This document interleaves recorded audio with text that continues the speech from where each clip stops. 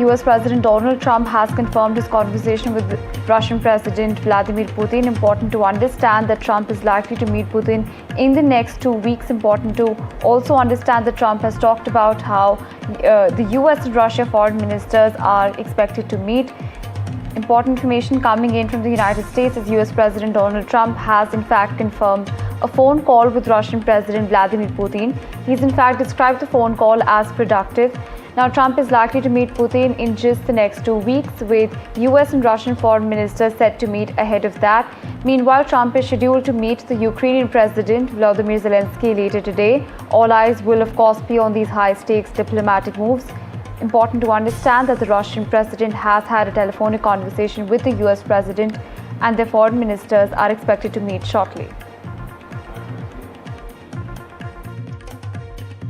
Marco Rubio is going to be meeting with his counterpart, as you know, Lavrov, and they'll be meeting pretty soon. They're going to set up a time and a place very shortly. Maybe it's already set up. They've already spoken.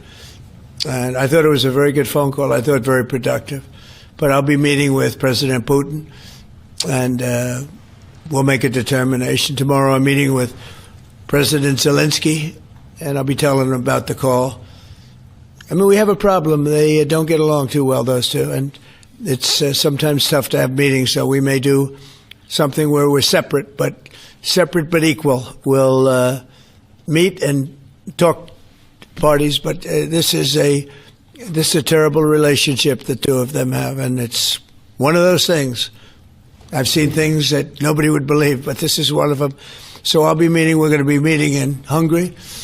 Viktor Orban is going to be hosting, and it's really something that's time.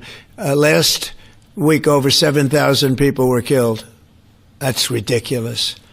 And, you know, it doesn't affect our country. We're not losing people. We're not losing Bobby. We're not losing Americans. But they're losing Russians, Ukrainians, mostly soldiers, for the most part, soldiers.